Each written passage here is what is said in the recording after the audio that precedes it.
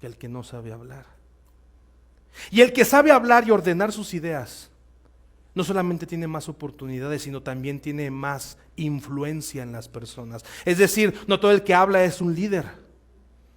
Puedes hablar y no ser un líder, pero si hablas y eres un líder, y aparte de lo que hablas, tienes la capacidad de acción, te conviertes en una persona disruptiva.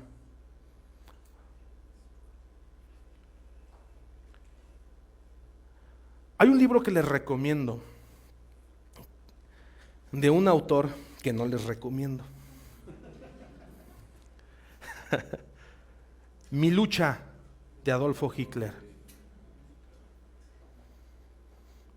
¿Quieren saber quién ha sido el orador con mayor impacto medido en sus palabras? Es Adolfo Hitler. ¿Cómo, Cristian? ¿Por qué? Sí, o sea, vámonos a los resultados de lo que hablas, no de lo bonito que lo puedas decir, ¿sí o no? Porque el resultado de un buen orador es lo que puedes mover con tus palabras, no lo que puedes decir con ellas. Tú puedes decir muchísimas cosas. Hay personas que se levantan a diario, y es más, hoy en día en Facebook y en las redes sociales estamos llenos de gente que tiene cosas que decir, o que más bien dice cosas, y que mueven. Son gente que tiene ganas de hablar.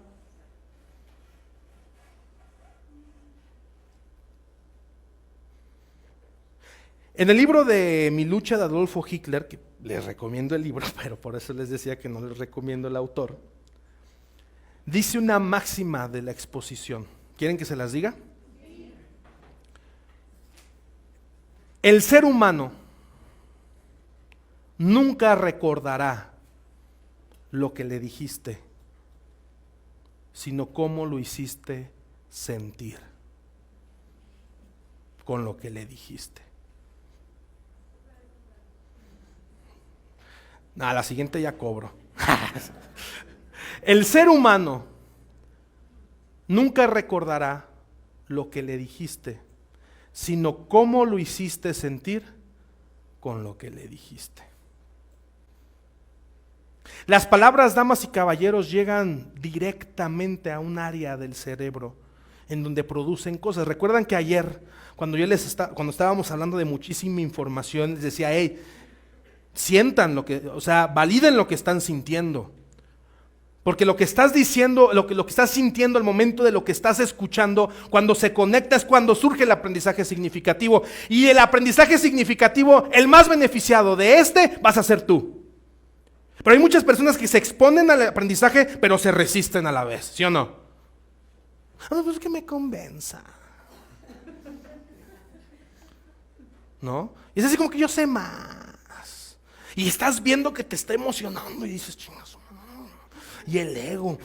Y te resistes al aprendizaje. Y sabes que cuando tú sueltas eso, existe la oportunidad de realmente aprender. De anclar un conocimiento para toda la vida. Y convertir ese conocimiento en una creencia, que es el nivel más alto de la taxonomía en el área afectiva. La recaracterización. Porque, damas y caballeros, los seres humanos no defienden lo que saben, defienden lo que creen.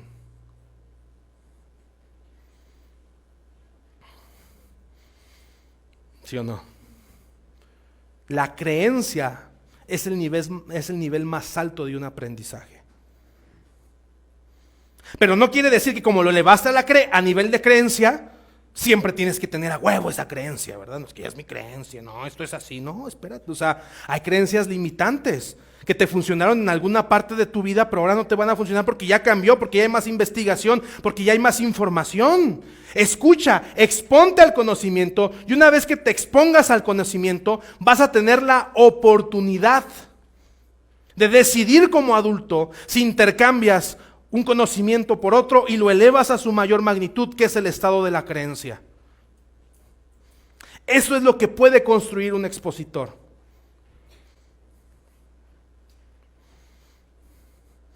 Ese es el poder de un maestro a través de la historia. Es por eso que El modelo tradicional ha estado por miles de años. Y gracias al modelo tradicional, hoy sabemos lo que sabemos y conocemos lo que conocemos. Técnica expositiva. ¿Desarrollo de cuántos marcos? 3 marcos. Marco histórico, marco teórico. Siempre pongo un ejemplo para aterrizar esto que recuerdo. ¿Se acuerdan de mis maestros ahí en el seminario?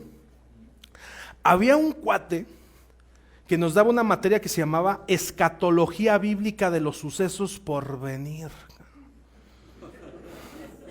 Me acuerdo, era una materia extraordinaria.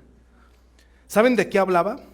De todos los actos y documentos proféticos que existen. Especialmente todos los libros sagrados, todos los escritos sagrados tienen escatología, que son las predicciones de esos libros sagrados. La Biblia tiene 2 grandes libros. En el Antiguo Testamento es el libro de Daniel, que profetiza todo lo que iba a pasar antes de Cristo e incluso habla cosas que van a pasar después de Cristo. Y después de Cristo, o sea, en el Nuevo Testamento, es el libro que todos conocemos como Apocalipsis. El Apocalipsis, ¿no? Hasta como que le pusieron un nombre bien, ¿no? O sea, que suene fuerte, güey. O sea, que dé miedo. Apocalipsis. Ay, güey. Siempre he creído eso yo, fue un comentario. Bueno.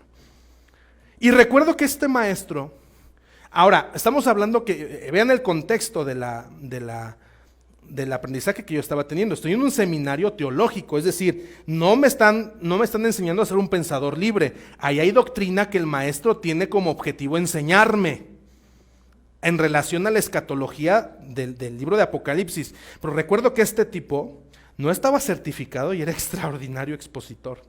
Porque te empezaba a hablar, recuerdo mucho, parecía una película a su clase, porque te empezaba a contar la historia del marco histórico de cómo se escribió el libro de Apocalipsis. Y empezaba a narrar, ¿no? Fueron aproximadamente 70 años después de la muerte del maestro, refiriéndose a Jesucristo. En una isla llamada Patmos, en el exilio, el último discípulo de Cristo, el más joven de todos ellos, llamado Juan, prisionero por predicar la palabra de Dios, pero no oprimiendo su alma y su espíritu. Ay, cabrón. Se le reveló el ángel y le dijo: escribe las cosas que van a pasar. Puta, güey. Se salieron. No, es que lo que sigue está caballos de fuego, naves, el canto de 144,000. Jesús dispuesto a romper madres, porque ahora sí regresaba, pero dispuesto, ¿verdad? Ya no llegaba como corderito, dice, ahora lleva como león, sus ojos te eran ardientes, y te lo empezaba a narrar, ¿no? Todo el contexto de cómo se escribió el libro. Pues, ¿qué captaba inmediatamente? Tu atención, tu interés y tu admiración. Oye, pues este cuate se sabe la historia, porque aparte te lo documentaba con todos los datos duros de escritores e historiadores, no solamente la referencia bíblica, ¿no? Extraordinario. Y después te llevaba al marco teórico. Te decía, bueno, pero ¿qué estudia los musulmanes alrededor de este verso? ¿Y qué estudian los ortodoxos? ¿Y qué estudian los evangélicos? ¿Y qué estudia el catolicismo romano? Y te empezaba a dar las distintas interpretaciones. Y llegaba al punto conceptual. Decía, bueno, ya que les expuso estas, yo les invito a que ustedes reflexionen cuál tiene mayor evidencia histórica para determinar como correcta la interpretación. Pero fíjate cómo te decía el cabrón, ¿no? Te decía, pero a continuación les expondré la que yo, de manera personal, pienso que tiene mayor sustento. Si te le empezaba a exponer, no, la verdad al último pues eras pendejo si no creías esa.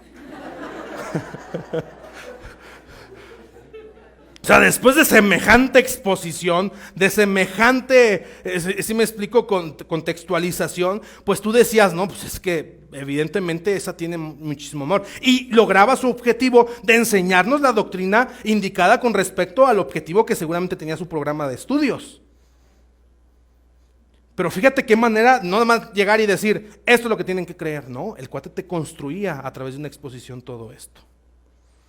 Entonces, la técnica expositiva es la técnica que nos ayuda a resolver el área de dominio cognitivo. ¿Sí? ¿Se entiende? Muy bien. ¿Dudas? ¿Comentarios? Construir, exponer, construyendo. No exponer, imponiendo. Nunca presentarte como el gurú, como esta es la verdad absoluta, como ustedes están bien y yo soy, no, o sea, todo te lo van a ¿qué? A rebotar. Ese es el arte del expositor. Y es un arte extraordinario, extraordinario. Vamos a avanzar a la siguiente técnica instruccional.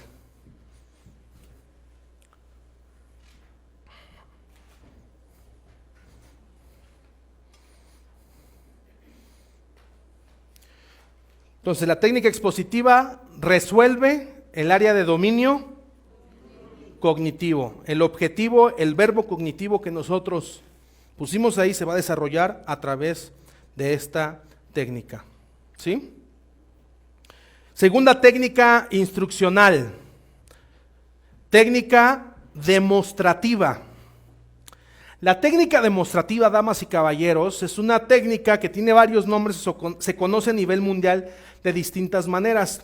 Por lo menos otras dos maneras que se conocen, y lo digo a manera de referencia, se conoce como la técnica de los 4 pasos, o también se conoce como la técnica ejecución-demostración. Esta técnica es utilizada y fue no solamente utilizada, sino implementada con mucho éxito en la NASA. Esta es parte de sus procedimientos de enseñanza, la técnica demostrativa. También es parte de las técnicas de enseñanza de bomberos, policías, protección civil, médicos, etcétera. ¿Por qué? Porque tiene el objetivo de desarrollar una habilidad psicomotora del área de dominio psicomotor, del saber hacer. La pregunta es, ¿cómo resuelvo el área de dominio psicomotor que redacté en mi objetivo general? Esa es la pregunta. ¿Cómo voy a resolver cuando estoy poniendo el verbo repetir movimientos, ejecutar conscientemente? ¿Cómo voy a resolver y voy a dar garantía de que eso de que eso va a suceder durante el proceso de aprendizaje? Técnica demostrativa. Nace del modelo conductista. Con esta técnica, la NASA enseña a barrer una persona y a volar en un avión, en un cohete. Funciona, y funciona muy bien. Vamos a conocer, ¿por qué se conoce como la técnica de los 4 pasos? Porque hay 4 pasos que hay que hacer para poder desarrollar la habilidad psicomotora en la persona. El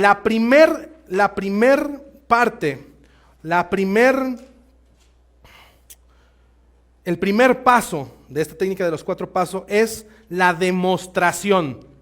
La demostración del capacitador frente al participante o alumno. ¿La demostración de qué? De la habilidad que planteas como objetivo desarrollar.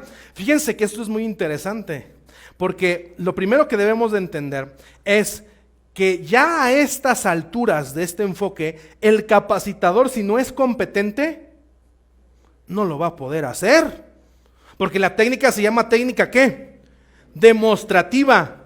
¿Y por qué creen que se llama técnica demostrativa? Porque el capacitador tiene que demostrarlo.